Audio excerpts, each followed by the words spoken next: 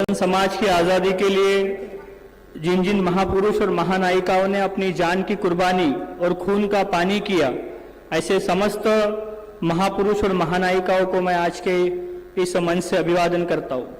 साथ सुशिक्षित युवाओं में बेरोजगारी निर्माण करके उनको प्रतिनिधित्व के अधिकार से वंचित रखने का शासक जातियों का एक भयानक षड्यंत्र है। यह एक सोची समझी साजिश के माध्यम से वर्तमान में जो हमारा दुश्मन है ब्राह्मण, वह सुशिक्षित युवाओं में बेरोजगारी पैदा करने का षड्यंत्र कर रहा है।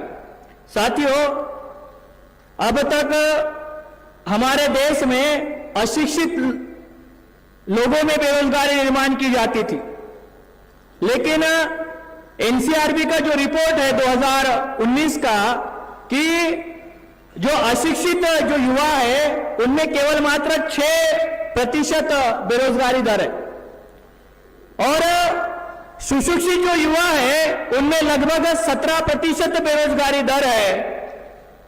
इस बात से यह सिद्ध किया जाता है कि वर्तमान में अशिक्षित युवाओं से ज्यादा सुशिक्षित लोगों में बेरोजगारी निर्माण की जा रही है।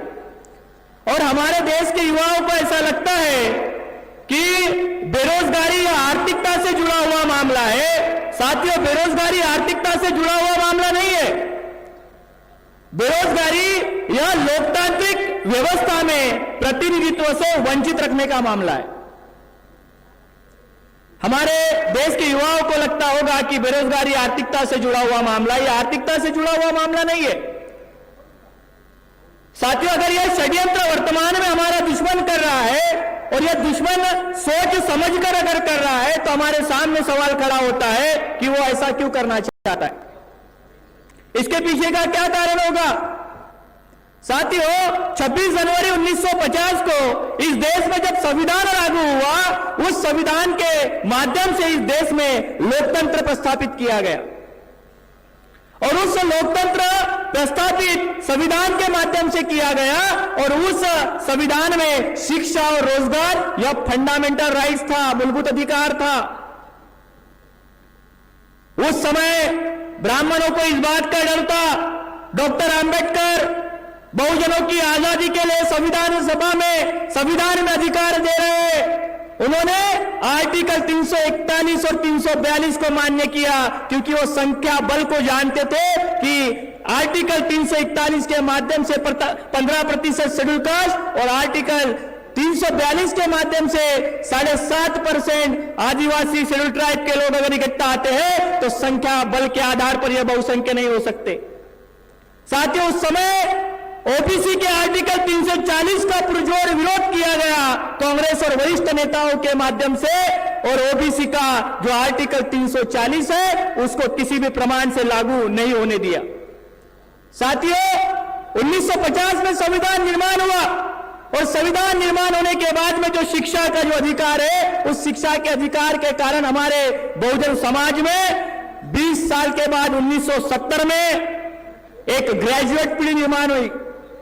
इस ग्रेजुएट पीढ़ी में 1970 में ग्रेजुएट पीढ़ी निर्माण हुई और ब्राह्मणों ने जब हमें प्रतिनिधित्व देने की जब बात आई तो ब्राह्मणों ने कहा एससी एसटी के लोगों को कैंडिडेट नॉट अवेलेबल। साथियों, आगे जाकर 2080 में उन्होंने कहा candidate are available but not suitable. इसका मतलब यह होता है साथियों कि संविधान निर्माण होने के बाद भी देश के ब्राह्मणों ने हमारे लोगों को हमारे अधिकारों से वंचित रखने का काम किया। जब मंडल आयोग लागू हुआ, इस मंडल आयोग लागू होने के पहले बहुत बड़ी साजिश एनडीए और यूपीए सरकार के माध्यम से ब्राह्मणों ने लागू की। उस साजिश का नाम है, उस कानून का नाम है एलपीजी। लाइब्रेराइजेशन, प्राइवेटाइजेशन, ग्लोबलाइजेशन के कारण हमारे मूलभूत अधिकार, शिक्षा और रोजगार को खत्म करने का षड्यंत्र इस देश के ब्राह्मणों ने किया। लोकतांत्रिक व्यवस्था में जो प्रशासकीय जो नौकरियां होती है, जो पद होते हैं, जहां पर डिसीजन मेकिंग होती है, SC ST और OBC के लोग एक साथ मिलकर प्रशासकीय व्यवस्था चलाने लायक हो जाएंगे। अगर यह 75% लोग इकट्ठा आ जाते हैं तो आने वाले समय में अब ब्राह्मणों की गुलामी से आजाद होकर ये ब्राह्मणों को गुलाम बना सकते। इस बात का डर उन लोगों में था, इसलिए उन्होंने 1990 में LPG लाया। साथियों, LPG के कारण क्या हुआ? हमारे महापुरुषों ने शिक्षा के लिए अपनी जिंदगी को आंदोलन के स्वरूप में बदलाव किया, जिंदगी लगा दी। हमारे समाज में शिक्षा मिलनी चाहिए, इसलिए उन्होंने शिक्षा का सर्वप्रथम निजीकरण किया। सभी सरकारी संस्थानों के स्कूलों को उन्होंने प्राइवेटाइजेशन के माध्यम से खत्म किया। जो प्रशासकीय जो नौकरियां है, उस नौकरियों को भी निजीकरण के माध्यम से साथियों खत्म कर दिया गया। इसका मतलब कि जो संवैधानिक अधिकार के कारण जो लोकतंत्र में हमारा प्रतिनिधित्व है, उस प्रतिनिधित्व से वंचित करने के लिए उन्होंने बहुत बड़ा षड्यंत्र किया। साथियों, अगर इस प्रकार से हमारे विरोध में काम किया गया होगा तो अभी हमें क्या करना होगा? तो भारतीय बेरोजगार मोर्चा यह आने वाले समय में एक राष्ट्रव्यापी आंदोलन करने जा रहा है। हमारे राष्ट्रीय नेतृत्व माननीय वामन मेश्राम साहब कहते हैं कि अभी तक हमने कैडर बेस्ड आंदोलन निर्माण किया है, अभी हम मास बेस्ड आंदोलन में इसको रूपांतरित करेंगे। बेरोजगारी यह मुद्दा ऐसा है साथियों कि आने वाले समय में यह मास बेस्ड आंदोलन में तब्दील कर सकता है। हम देश के सभी बेरोजगारों को जोड़ने का अभियान के माध्यम से सभी बेरोजगारों को इकट्ठा कर आने वाले समय में इस ब्राह्मणी व्यवस्था को ध्वस्त करने के लिए एक बड़ा आंदोलन हम चलाने वाले हैं। और माननीय और राष्ट्रीय नेतृत्व माननीय वामन मेश्राम साहब, इनके जो आशा और अपेक्षा है भारतीय विद्यार्थियों और बेरोजगार मोर्चा को, इसको पूरा करने का काम हम करेंगे। आज विद्यार्थियों का विषय महत्वपूर्ण लगाया गया, इसके लिए मैं आभार व्यक्त करता हूं, धन्यवाद अदा करता हूं और मुझे यहां पर बोलने का मौका दिया, इसके लिए मैं आभार करता हूं। जय भीम, जय मूल निवासी।